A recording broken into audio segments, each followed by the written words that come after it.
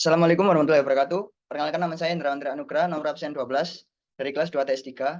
Di sini saya akan menutorialkan bagaimana cara menggunakan MS Project, yaitu tugas dari Pak Fauzi.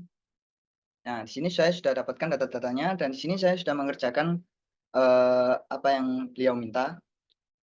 Yang pertama adalah kita di sini akan mengatur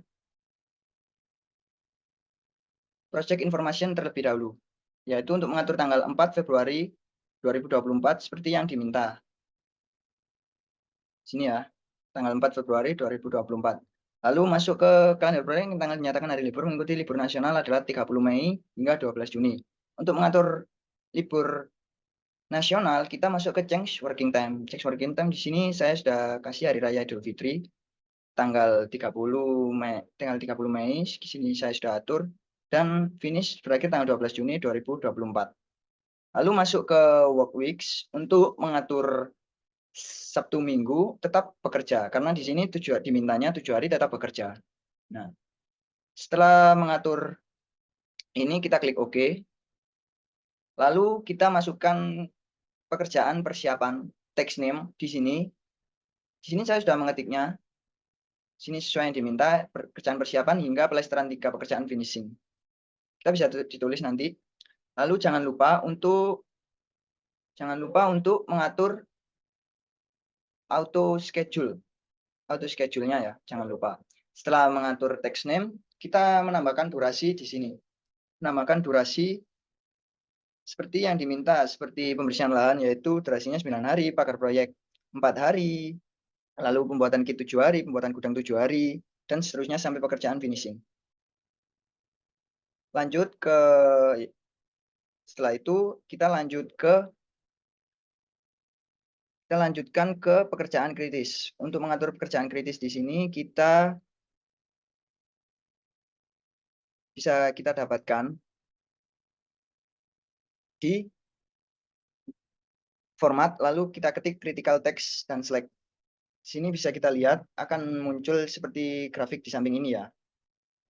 Lalu setelah pekerjaan kritis kita masukkan ke predecessors untuk kita mengaturnya. Yaitu di sini ada 2 FS-4 di pakar proyek, buatan kit 3 FS-50% bisa kita ketik di sini. Bagian sini. Lalu untuk selanjutnya kita bisa mengatur resource name. Resource name ini bisa kita dapatkan di sini. Di pojok samping ini namanya resource sheet. Sini resource name-nya kita isi pekerja dan tukang sesuai yang diminta. Di sini sesuai yang diminta di sini yaitu pekerja dan hanya tukang saja. Lalu kita tulis di sini maksnya kita beri 35 untuk pekerja, 15 untuk tukang. Dan di sini gajinya adalah 10.000 untuk pekerja dan 17.500 untuk tukang. Lalu untuk tambahan biaya untuk lembur 1.500 untuk pekerja dan 2.500 untuk tukang. Setelah mengatur di resource sheet, kita kembali lagi ke Gantt chart. Yaitu di sini kita bisa klik kanan dan ke Existing Resources untuk menambah pekerja dan tukang di pekerjaan tersebut. Setelah itu kita menjawab pertanyaan dari Bapak Fauzi, yaitu yang pertama adalah rencana tanggal berakhirnya proyek. Rencana tanggal berakhirnya proyek, di sini saya berakhir tanggal 10 bulan September 2024. Lanjut ke pertanyaan berikutnya. Rencana total durasi yang dibutuhkan untuk pelaksanaan proyek tersebut. Rencana durasi yang saya dapatkan di sini adalah 244 hari. Lanjut ke pertanyaan berikutnya. Jumlah pekerjaan yang mengalami kritis. Jumlah pekerjaan yang mengalami kritis di sini ada 10 pekerjaan ya teman-teman. Bisa dilihat sendiri, bisa dihitung sendiri. Dan pekerjaan apa saja yang mengalami kritis? Pekerjaan yang mengalami kritis di sini ada pembersihan lahan, pakar proyek, galian 2, galian 3, timbunan 3, pemadatan 3, urukan pasir 3, pasangan batu kali 3, siaran batu kali, dan juga plesteran 3. Lanjut ke pertanyaan selanjutnya, yaitu jumlah pekerja dan tukang per minggu. Pada grafik, di sini kita akan membuat grafik. Untuk pembuatan grafik di sini kita menggunakan, di sini kita bisa klik details, akan muncul seperti ini. Lalu kita resource grafik dan akan muncul grafik seperti ini. Nah, sini merah-merah di sini adalah pekerja atau tukang yang overtime. Lanjut ke pertanyaan berikutnya. Sumber daya yang terbanyak jamnya. Sumber daya yang terbanyak jamnya di sini berada di sini ya teman-teman. Di galian 2 dan juga galian 3, yaitu 80 hari dan juga sama galian 2 dan galian 3 80 hari. Lalu lanjut ke pertanyaan berikutnya, sumber daya yang kelebihan beban kerja. Sumber daya yang kelebihan beban kerja di sini bisa kita lihat sesuai grafik pada tanggal 19 Juni 2024 hingga Juli tanggal 13 2024. Lanjut ke pertanyaan berikutnya, yaitu nomor 2. Lakukan perataan untuk sumber daya yang kelebihan jam kerja dengan menggunakan metode ke-1 materi penempatan sumber daya auto leveling. Untuk auto leveling di sini bisa kita dapatkan di sini. Kita level out dan akan mengalami perubahan perataan pekerjaan. Kita ulang sekali lagi.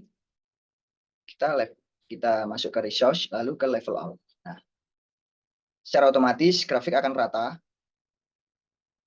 Pekerjaan tukang akan menempati pekerjaannya di hari-hari yang mengalami yang kekurangan pekerja dan tukang pada hari tersebut dan tidak akan overdate. Lalu lanjut, pada saat proses perataan sumber daya menggunakan level al pada MS terjadi perubahan durasi berapa pekerjaan seperti kan dijelaskan. Banyak yang terjadi di sini, terutama tadi yang merah-merah di sini di tanggal Juni tanggal 19 hingga Juli 13 2024. Seperti tadi di galian 2 dan juga galian 3. Lalu ke B. Oh, B ini tidak ya, langsung ke C. Rencana total durasi yang dibutuhkan untuk pelaksanaan proses setelah proses perataan sumber daya. Rencana total durasi tetap saya dapatkan 244 hari. Tidak mengalami perubahan sedikit pun. Lalu ke pertanyaan yang poin D, tanggal berakhirnya proyek setelah proses perataan sumber daya. Tanggal berakhirnya tetap sama, yaitu tanggal 10 bulan September 2024. Yang nomor 3, setelah dilakukan proses perataan dengan metode K1, bisakah penjualan tersebut digunakan untuk dilaksanakan secara nyata di lapangan? Jelaskan alasan mengapa bisa atau tidak bisa. Untuk di lapangan, mungkin ini tidak bisa ya, karena naik turunnya jumlah pekerja dan tukang di hari ini dan juga di hari selanjutnya. Dan di hari selanjutnya bisa saja tukang itu mengalami penurunan dikarenakan pekerjaan yang dilakukan memang mudah dan akan bekerja kembali di keesokan harinya. Itu tidak praktis dan akan membuat tukang semakin santai dalam melakukan pekerjaan. Jadi grafik ini tidak bisa diterapkan secara nyata di lapangan. Ya, mungkin itu sekian dari saya tutorial mengenai MS Project. Jika ada salah kurangnya mohon maaf. Kita juga masih sama-sama belajar, langsung saja bisa dicoba di rumah masing-masing. Sekian dari saya Indra Nugra. Wassalamualaikum warahmatullahi wabarakatuh.